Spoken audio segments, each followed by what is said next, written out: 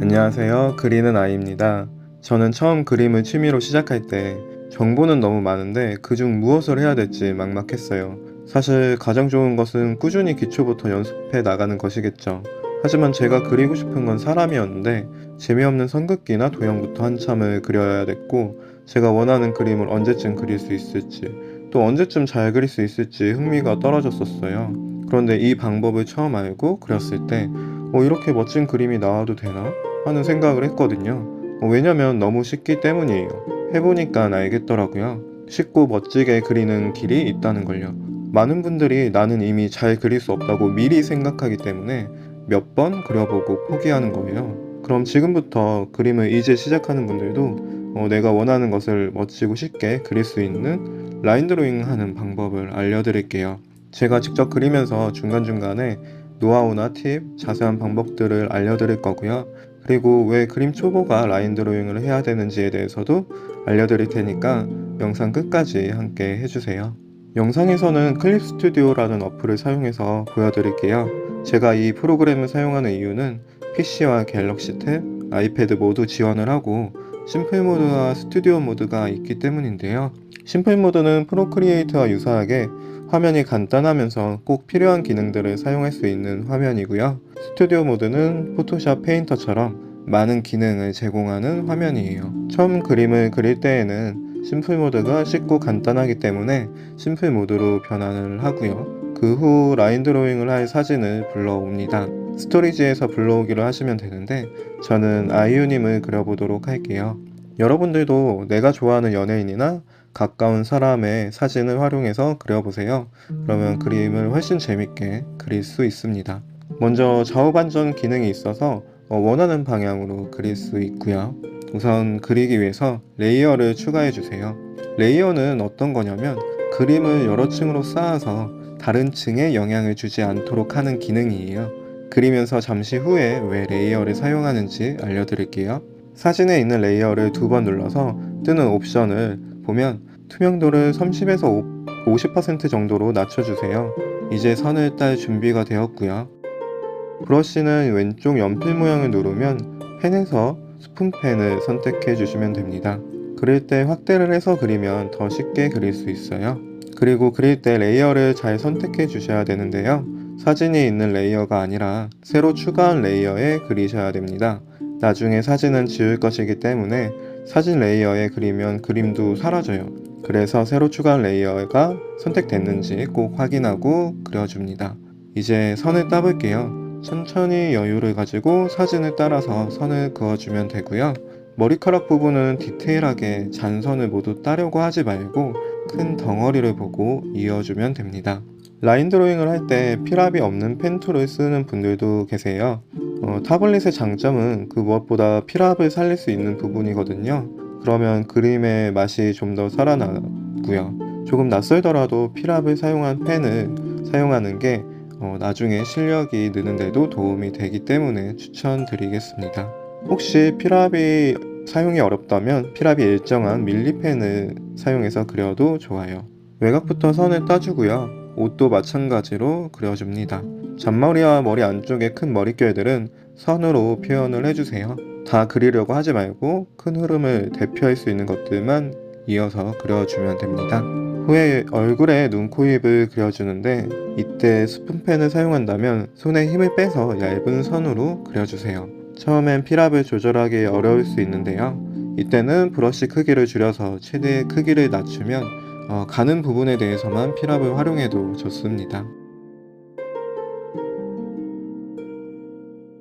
눈은 실제보다 조금 크게 그려주세요. 손 때문에 눈이 작아 보일 수 있어서 그렇고요. 라인 드로잉을 처음 시작할 때 이렇게 따야 될 선과 생략할 선을 구분하기 어려울 수 있어요.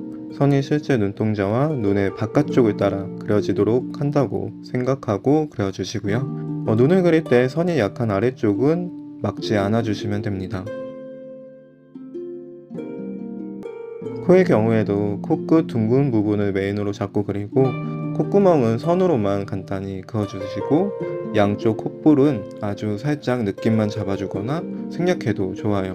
입술도 얇게 그려주고 아랫입술의 그늘진 부분만 살짝 선으로 살려줍니다. 이렇게 하면 깔끔한 얼굴 라인을 얻을 수 있어요.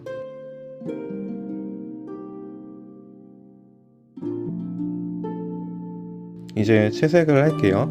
레이어의 순서를 바꿔주시는데 선을 그린 레이어를 맨 위로 올려주시면 되고요. 레이어를 오래 누르고 있으면 그 후에 드래그를 하면 순서를 바꿀 수 있습니다. 채색은 클립 스튜디오에 채우기로 아주 쉽게 할 수 있어요. 여기서 페인트 통을 선택하면 틈 닫기라는 옵션이 나오는데 말 그대로 선에 틈이 있을 때 틈 사이의 간격이 짧을 경우에 그 틈을 막힌 것으로 인식하고 채우기가 됩니다. 그림 사이에 뜬 공간이 있어서 모두 채워져 버리는 불상사가 있던 기존의 페인트 통과는 달리 이 기능을 쓰면 선따기에서 조금 뚫린 부분이 있어도 쉽게 채우기를 할 수 있어요. 피부색을 다 채웠으면 머리는 다른 레이어에서 채우기를 해줍니다. 나중에 명암을 넣을 때 피부색과 간섭 없이 쉽게 하기 위해서 다른 레이어를 사용하는 건데요. 이따가 명암을 넣을 때 보여드릴게요. 마찬가지로 옷 부분도 채우기를 해주시고요. 채우기를 했을 때 자잘한 부분들은 하얗게 남아 있을 텐데 이런 부분들은 각각 채우기 한 레이어를 선택하고 펜 도구를 사용해서 꼼꼼히 칠해주면 됩니다. 이제 피부색 레이어에서 눈 부분을 지워주고요. 눈동자를 검은색으로 칠해줘요. 이때 회색으로 눈 안쪽에 그림자를 먼저 그려주고 눈동자를 칠하는 것이 편합니다.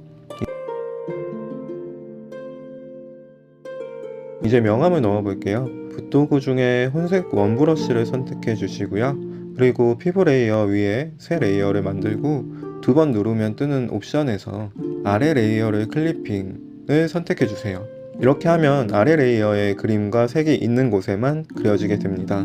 바로 이렇게 하기 위해서 피부와 머리를 다른 레이어에 칠한 것이에요. 이렇게 하면 피부색이 칠해진 부분 위에만 그림이 그려지게 되거든요. 이제 편하게 번질 걱정 없이 명암을 넣어주시면 됩니다. 얼굴 외곽과 눈과 눈썹 사이, 그리고 눈썹과 입술 쪽에도 밑색을 잡아주세요. 이후에 손에 힘을 빼고 명암을 칠한 부분과 밝은 부분, 피부색 사이를 살살 문질러주면 색이 섞이면서 자연스러운 피부 명암을 그릴 수 있습니다. 코 부분도 코끝 아래를 가장 어둡게 하고 콧등 양쪽으로 살짝 명암을 넣어주세요. 옷과 피부가 겹치는 부분이나 손바닥 같은 곳도 명암을 잡아주면 됩니다. 이제 머리에 명암을 넣어 볼 건데요. 마찬가지로 머리를 칠한 레이어 위에 새 레이어를 만들고 아래 레이어를 클리핑 옵션을 켭니다. 이러면 머리에만 색칠이 되겠죠? 머리를 일부러 조금 밝은 색으로 치웠었고요. 명암을 줄 색은 실제 머리와 가깝게 어두운 색으로 골라서 칠합니다. 여기서는 보이는 사진도 참고하지만 기본적인 룰을 가지고 그리면 편한데요. 여기서 팁은 가르마가 있는 쪽과 목 뒤쪽, 이쪽은 깊이 때문에 더 어둡게 명암을 잡아주면 되고요. 그리고 일일이 묘사하지 말고 큰 결을 따라서 몇 번만 그어서 머릿결을 표현해주세요. 명암을 넣었으면 한 번 더 더욱 어두운 색으로 깊이를 더해주면 좋습니다. 이때는 브러쉬 크기를 좀 더 줄여서 이전보다 라인을 조금 더 자세히 잡아줄 수도 있어요. 이제 하이라이트를 표현할게요. 빛이 반사되는 하이라이트 부분을 흰색에 가까운 색으로 표현해주면 더 풍성한 머리를 그릴 수 있는데요. 다음으로 눈에도 마찬가지로 빛이 비추는 부분을 표현해주고 확대해서 홍채인 부분도 나타내줍니다.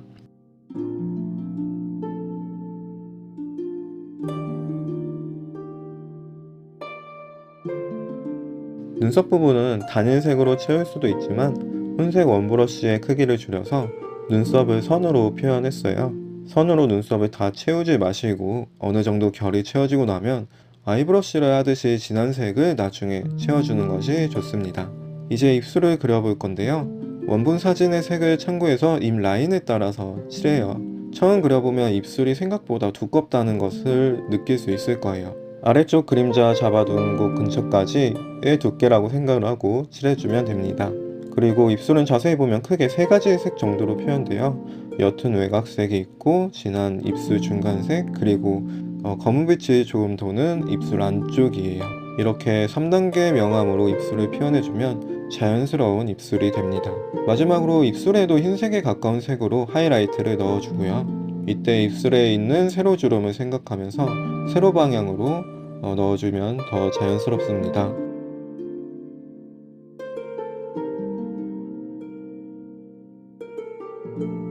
콧망울과 턱끝, 이마 부분에도 하이라이트를 넣어주세요.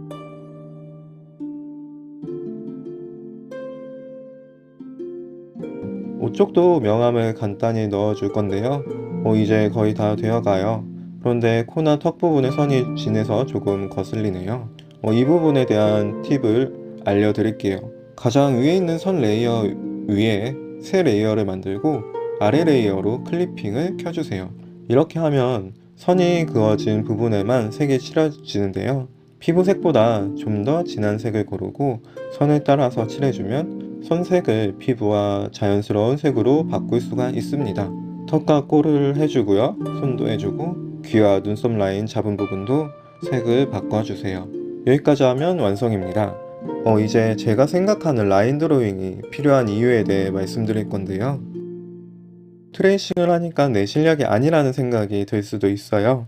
물론 원본 없이 이렇게 그릴 수는 없겠죠. 하지만 유명한 고우도 모작을 굉장히 많이 했거든요. 우리가 그림 실력이 나아지고 창작해서 그리기 수월한 실력이 되면 새가 둥지를 떠나 날아가듯이 자연스럽게 내 그림을 그리게 될 거예요. 하지만 아직 날지 못하는 새를 둥지에서 밀어내면 어떻게 될까요? 그 성장의 기간을 라인 드로잉이라고 생각할 수 있어요.